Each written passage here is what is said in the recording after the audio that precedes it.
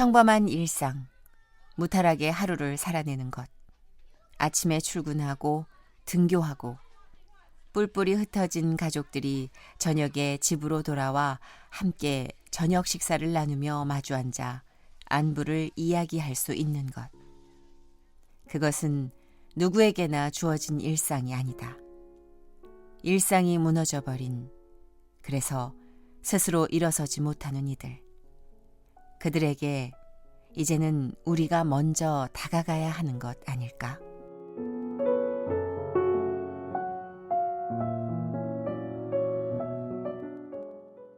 강원 극동방송 특집 라디오 다큐멘터리 움2 2부 진정한 움이란?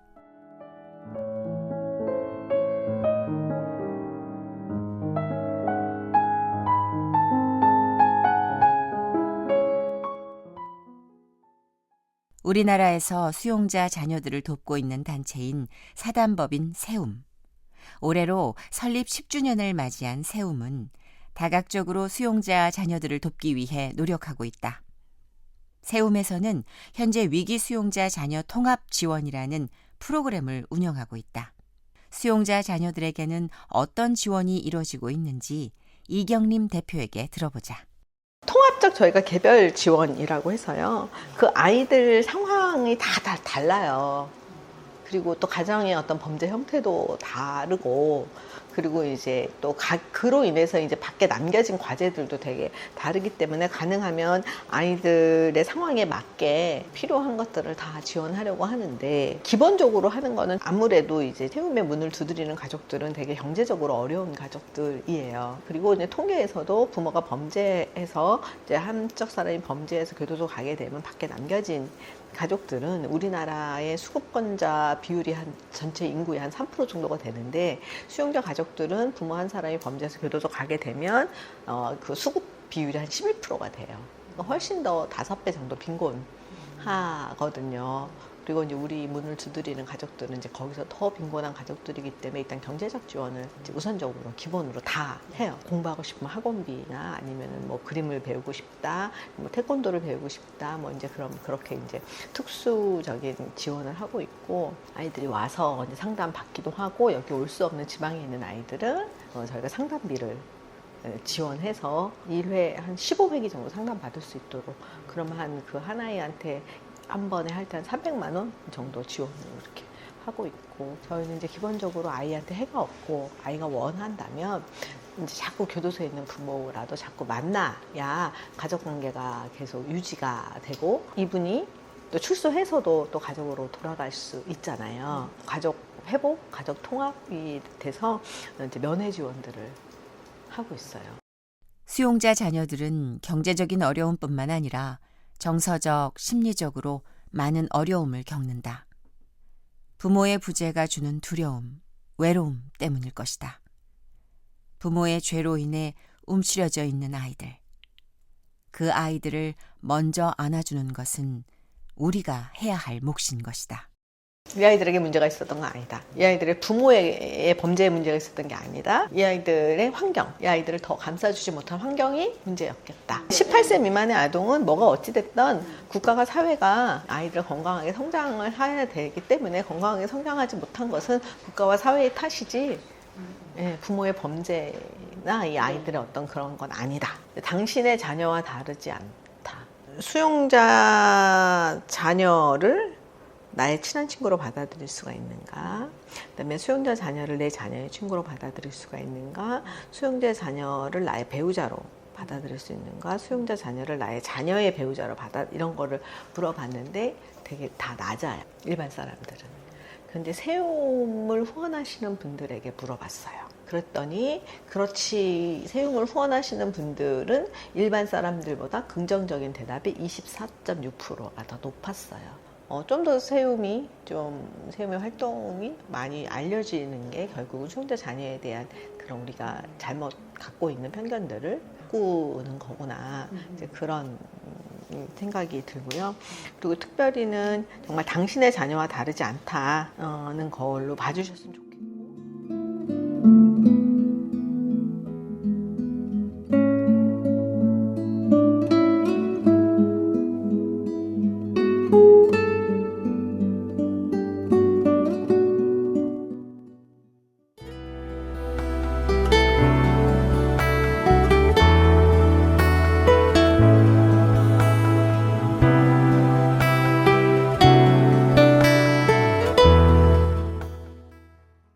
우리는 이번 움투 제작을 위해 교정 관련으로 우리나라와 가장 유사한 법을 시행하고 있는 일본에 다녀왔다.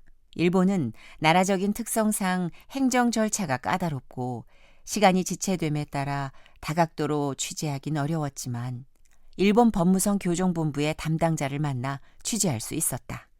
먼저 일본 교도소에 수감 중인 여성 수용자 수와 범죄 유형에는 어떤 것들이 있는지 실제적인 현황부터 알아봤다. 男性受刑者12,599名に対して女性受刑者は 남성 수용자는 12,599명이며 여성 수용자는 1,486명입니다. 여성 수용자의 범죄 유형 중 절도가 55.4%, 마약류 단속법 위반이 24.2%로 이 두 가지 범죄가 대부분을 차지하고 있습니다. この2つの犯罪が大半を占めています。 일본에는 임신 중 수감되는 수용자나 교도소 내에서 출산하는 경우 어떻게 관리가 되고 있으며 차후 아이와 엄마를 지원하는 국가적인 법이나 제도가 있는지 구체적으로 질문했다. 妊娠中の女性受刑者に対しては必要な医療的支援が 임신 중인 여성 수용자에게는 필요한 의료적 지원이 제공됩니다. 또한 조산사나 간호사에 의한 임신 중 및 출산 후 신체 변화와 건강관리에 대한 조언 및 상담, 모성 교육 등도 필요에 따라 실시하고 있습니다. 가능한 한 의료 설비가 갖춰진 외부 의료기관에서 출산하도록 합니다. 형사시설에는 일정한 의료시설이 마련돼 있지만 출산에 특화된 설비는 없습니다. 출산 시의 절차는 교도소의 기관이 관련되는 경우도 있는 등 여러 가지가 있으며 상황에 따라 본인이나 가족 등이 직접 신청하는 경우도 있고 형사시설이나 아동상담소의 직원이 대신 신청하는 경우도 있는 것으로 알고 있습니다.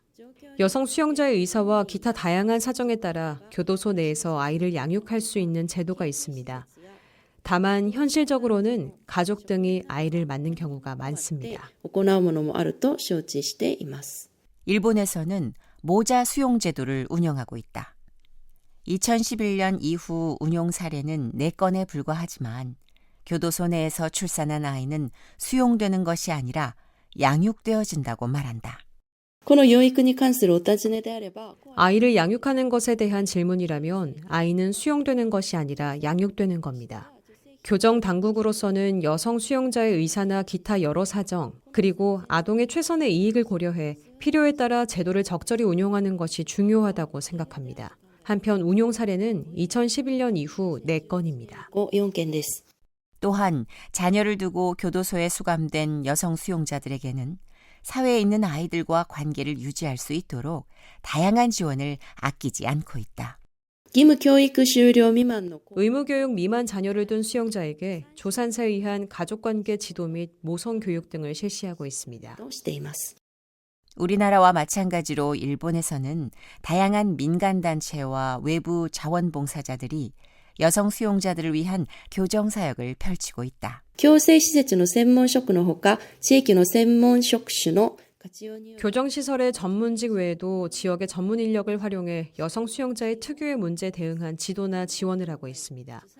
간호사협회, 조산사협회, 사회복지사협회 등 전문 지식과 노하우를 가진 단체로부터 직원을 파견받아 수용자의 갱생 및 사회복귀에 필요한 다양한 지도를 실시하고 있습니다. に必要な各種指導を実施しています。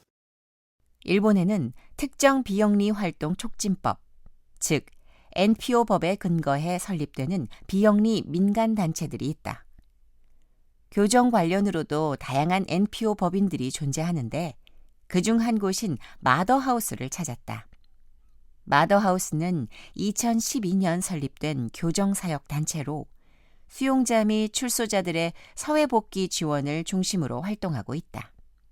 예전에는 거주 지원, 카페 운영 등 출소자들의 자립을 지원했으나 현재는 현실적인 문제로 수용자들을 위한 교류, 문통 사업, 즉 수용자들과 자원봉사자들이 편지를 주고받는 일을 주로 하고 있다. 마더하우스 하라다 노브로 이사장의 말이다. マザーハウスの働きの内容としてはですね、ちょっと今経済的に苦しくてですね、だいぶですね、狭くなってます。刑務所の中にいる受刑者に対するですね、手紙を出すということが中心になってます。 마더하우스를 진행하고 있는데 지금 너무 경제적으로 어려워가지고 많이 일이 줄어들어 있는 상태고요. 재소자들에게 편지를 보내는 역할을 지금은 하고 있다고 말씀하십니다. でも現在はその財務的な部分でですね、どうしてもアパートを準備しなくちゃいけない。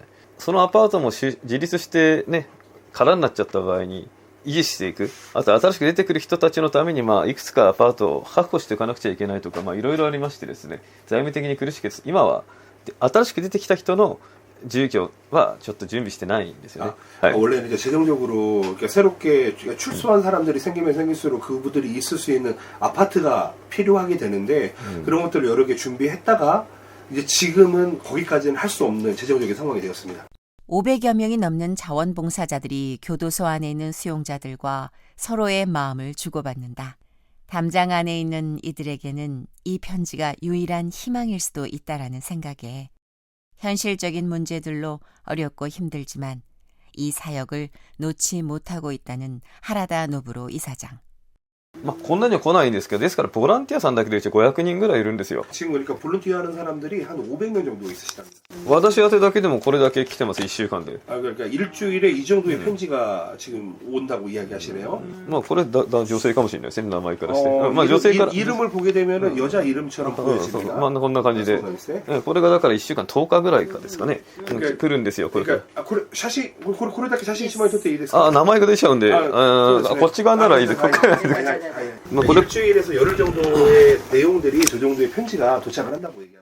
실질적인 도움이 되지 못할지도 모르지만 편지 사역은 수용자들의 심리 안정에 도움이 되며 삶의 희망을 전하는 데는 가장 중요한 부분이라고 말한다.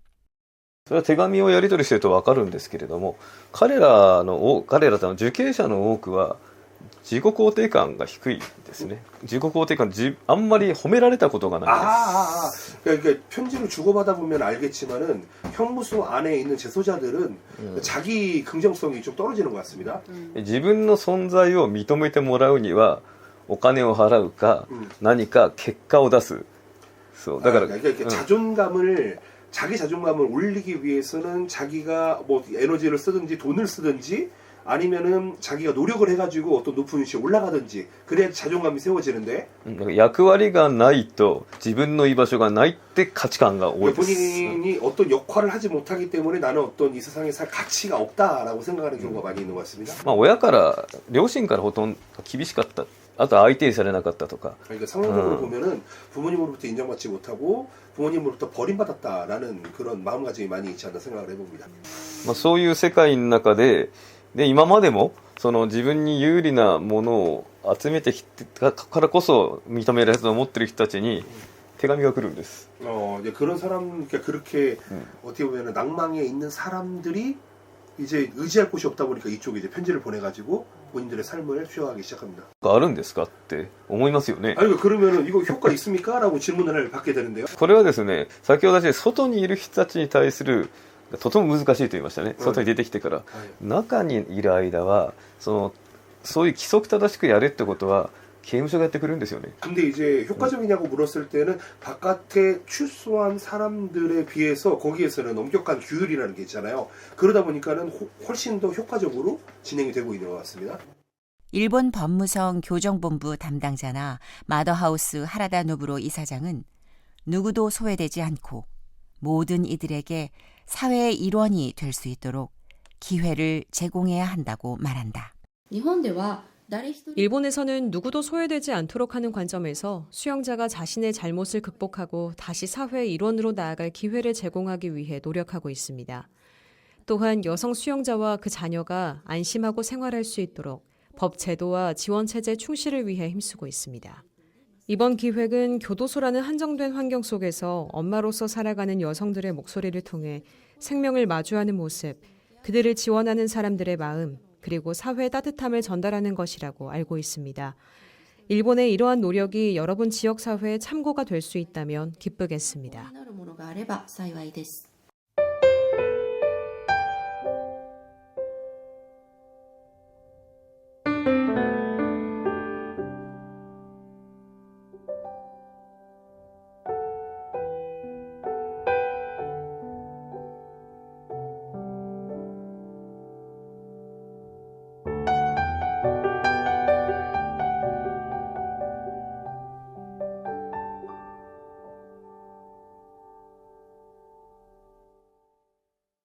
천안개방형 교도소, 모자 수용시설인 키움동을 운영하고 있는 여성 전용 수용시설이다. 이곳에는 18개월 이하 양육 유아를 키우고 있는 수용자 및 사회복귀를 기다리는 여성 모범 수용자들이 있는 곳이다. 지은주 교도관의 말이다. 천안개방교도소는 전국 유일의 개방교도소로서 1988년 개청해서 처음엔 남자교도소로 운영을 하다가 2022년에 여자교도소로 이제 기능을 전환해서 현재 운영 중에 있습니다. 저희 천안개방교도소는 여성 모범 수용자들이 일반 사회와 유사한 환경에서 생활하면서 근로의식 함양, 사회 적응 훈련 등을 통해서 재범 방지와 성공적인 사회 복귀를 지원하고 있습니다. 천안개방형 교도소에서는 여성 수용자들이 사회의 일원이 될 수 있도록 다양한 프로그램을 제공하고 있다. 사회로 복귀했을 때 도태되지 않고 자신에게 주어진 삶을 살아낼 수 있도록 도와주는 프로그램들이다. 여성 수용자의 신체적 특성을 반영한 물품 지급, 의료 처우 등 지원과 심리적 특성을 반영한 교합 프로그램, 상담 그런 것들을 실시하고 있고, 여성 수용자가 출소한 후 재범하지 않고 정착할 수 있도록 애견 미용, 제과제빵, 바리스타 등 다양한 직업 훈련을 실시하고 있고요. 출소 후 안정된 사회 정착을 위해서 긴급 지원금 지급, 취업 연계, 민간 기업과 유관기관과 협업을 통해서 적극 지원하고 있습니다.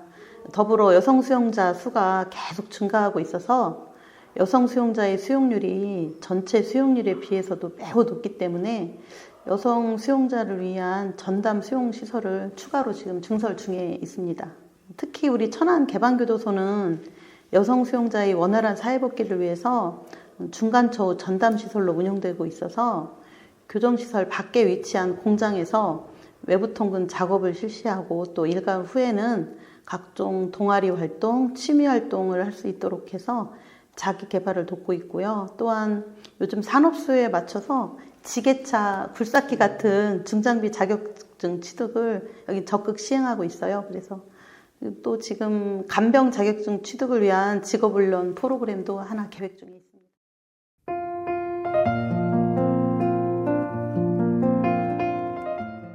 여성 수용자들의 자립과 사회 복귀를 돕고 있는 천안개방형 교도소. 수용자들을 범죄자로만 취급하는 것이 아니라 그들을 한 인격체로, 또 사람으로, 그리고 사회의 일원이 될 이들로 대하고 있다. 말 그대로 사람 대 사람으로, 인격 대 인격으로 대하는 것이다.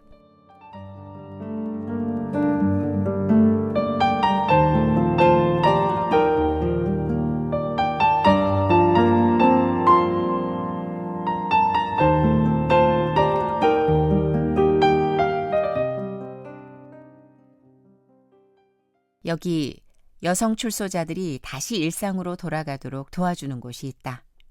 한국법무법인 보호복지공단 서울 동부지부.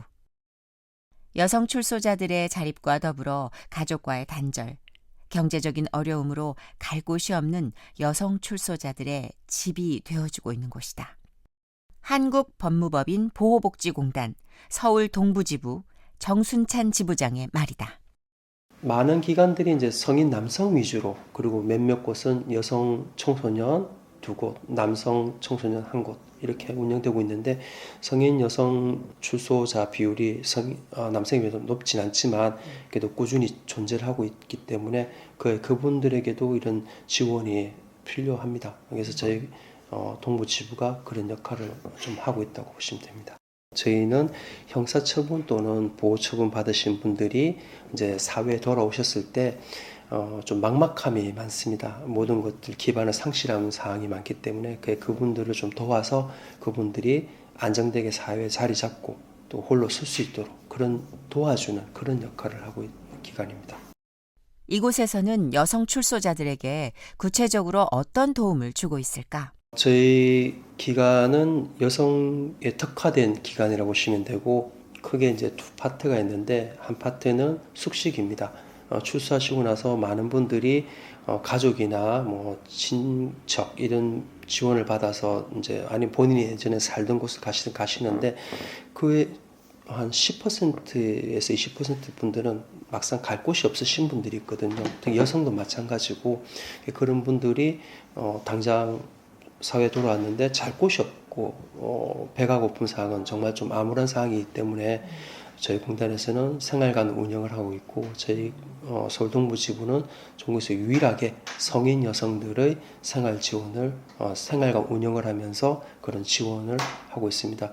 그러면서 또 한 파트는 이제 그분들이 사회도로 나오면은 바로 직장을 갖기가 어려운 경우가 많습니다. 특히 사회 단절 경험이라든지 이런 것들이 기존에 가졌던 직업적 능력이라든지 이것들을 모두 잃게 한 경우가 많기 때문에 새로 가려면 좀 기술을 배우는 게 가장 빠른 길이고 그래서 기술교육원을 운영을 하고 있는데 기술교육원 교과 과정으로는 한 파트는 음식조리 그리고 한 파트로는 미용, 헤어 이렇게 구성이 되어 있습니다. 음식조리는 최종 목표는 이제 한식이든 양식이든 국가 자격증을 취득하는 것이고 그 단계로 가기 위해서는 뭐 바리스타 입문 과정부터 그리고 브런치 과정, 뭐 스파게티, 그리고 샌드위치 과정 이런 것들을 중간에 넣어서 점차 흥미를 끌어올리는 형태로 구성이 되어 있고 헤어도 동일하게끔 국가 자격 헤어 미용 자격증을 목표로 두고 처음에는 이제 드라이어기를 쓰는 방법부터 그것도 자격증이 있더라고 민간 자격증으로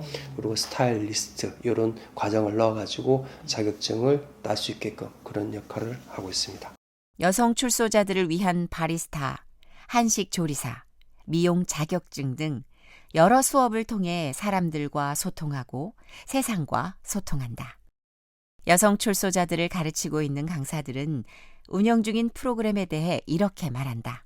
과정마다 라이센스 따는 과정을 해서 한 사람 앞에 한 6개월 정도 하면 과정 한 3개 정도 자격증이 취득이 됩니다. 그 이후에 이제 국제대회를 나가가지고 학생들에서 이 상을 다 타갖고 왔어요. 여성의 기술은 하지만 교육하는 데서 남자들도 많이 합니다. 그래서 여기 보면 네일 아트도 하고요. 미용만 하는 게 아니라 그다음에 속눈썹, 두피 과정 이렇게 해서 과정은 되게 다양하게 운영이 되고 있습니다. 지금은 여성 생활관뿐 아니라 이 주변에 또 멀리서는 이제 부산이나 또 멀리 인천에서도 이 교육 들으러 출퇴근으로 왔다 갔다 하시거든요. 그래서 여기는 지금 식음료 과정 중에서 조리, 지금 한식조리 기능사, 오늘 오징어 볶음이랑 그다음 오이소박이 오늘 교육했고 인원은 많지는 않지만 집중적으로 개별적으로 교육할 수 있도록 수용 인원을 최대 한 테이블에 지금 2명씩 할 수 있거든요. 10명 내외로 수업을 진행하고 있습니다. 한식조리 기능사가 제일 인기가 많고 또 요즘에 K푸드라고 해서 열풍이 많다 보니까 한식, 양식, 중식 예전에는 골고루 인기가 있었다면 요즘에는 한식의 인기가 좀 많아서 한식 위주로 수업을 하고 있어요. 한국법무법인 보호복지공단 서울 동부지부에서 운영 중인 프로그램을 통해 사회에 잘 정착하여 일반 사람들과 하나가 되어 살아가고 있는 사례가 있을까? 숙식을 합니다. 숙식하시는 분들은 당장 갈 곳이 없는 분들이거든요. 그 말은 가족으로부터도 연이 끊어졌거나 지원을 거의 못 받는 그러니까 홀로 서 있는 거죠. 그분이 한 분이 여기 오셨는데 저희 이제 기술교육원에서 바리스타 과정하고 음식조리 과정을 배우셨어요. 그러나서 이제 좀 꿈을 크게 가지셔가지고 창업을 하셨거든요. 창업도 이제 올바르게 된 게 큰 욕심 안 부리고 이제 커피점인데 테이크아웃 전문점 형태로 이렇게 하셔서 지금도 운영을 하고 있습니다. 그 창업했을 때 제가 거기서 그친 게 아니라 물론 저희 직원들도 한 번씩 커피 시킬 때 그분한테 주문을 하고 피드백도 좀 이거 토마토 너무 단 거 아니냐 설탕도 비쌀 건데 조금만 넣어라 이게 또 드리고 또 이제 더 중요한 것은 저희 이제 기술교육은 사후 관리, 사후 서비스 말씀 아까 약박 드렸는데 그 케이스도 이제 저희가 바리스타 전문가나 그 카페 전문가 분들이 있거든요. 저희한테 좀 도움 주시는 그분이 직접 그 커피숍을 가서 솔루션처럼 이런 메뉴 이거 보는 이렇게 좀 개선을 하나 그 작업도 최근에 한번 했거든요. 그래서 약간 그 창업이 끝난 게 아니라 그분이 꾸준히 창업을 해서 또 그분 같은 경우에는 여기 생활하시는 분을 고용도 하셨어요. 단기지만 아르바이트 형태로. 그래서 좀 좋은 시도가 좋은 결과로 이어져서 좀 선순환이 될 수 있는 그런 계기도 저희는 많지는 않지만 만들어냈고 아마 그분이 그런 들을 수 있는 케이스가 아닌가 생각됩니다. 신뢰, 믿음, 사랑. 사실 말로는 쉽지만 실천하기는 어려운 말. 특히 죄를 짓고 교도소에 수감되어져 있는 수용자들. 그리고 출소한 이들을 믿어주는 것은 쉽지 않은 일이다. 그럼에도 불구하고 수용자들, 출소자들, 그리고 수용자 자녀들에 대한 지원과 정책은 필수 불가결할 것이다. 여성 출소자들이 세상에 나와 평범한 삶을 살 수 있도록, 그리고 그들의 가족들이 어려운 가운데서도 희망을 갖고 살아갈 수 있도록 도움을 주는 이들. 그런 사람들로 인해 세상의 온도가 1도씩 올라가는 것 같다. 결국은 저희가 하는 일은 범죄 예방을 위한 사업이거든요. 그러면 이제 범죄 예방이 과거에는 국가의 모든 것들을 떠맡겼다고 치면은 지금은 워낙 범죄가 다양화되고 또 이제 하나의 묻지마 형태의 범죄가 미치는 파괴가 너무나 크지 않습니까? 특히 뭐 관광으로 유명한 어떤 지역에 묻지마 범죄가 발생되면 사람들이 발을 끊을 지경이거든요. 그래서 저희 생각, 제 개인적 사견이 더 많이 있지만 이것은 국가뿐만 아니라 시민단체나 지자체도 함께 나서야 된다는 생각을 가지고 있고 그런 목표에서 저희가 이제 조례를 많이 만들려는 노력을 합니다. 그러면 조례에 만들어지면 지자체에서 지원할 수 있는 근거가 마련이 되고 그러면 지자체도 자연히 우리 사업에 동행을 하게 마련이거든요. 그래서 그런 형태로 인식 개선도 좀 많이 노력을 기울이고 있습니다.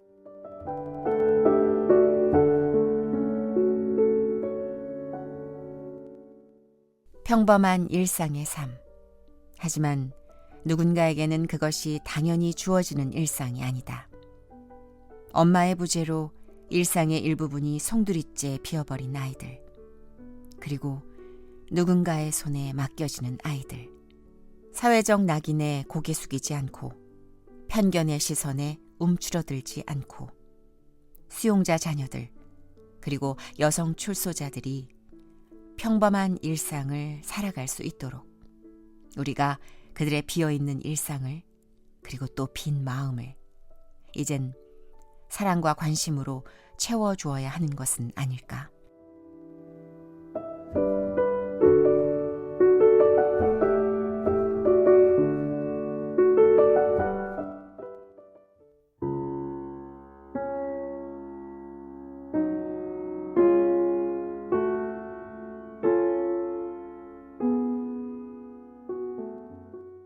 강원 극동방송 특집 라디오 다큐멘터리 2 두려움, 외로움, 그리움.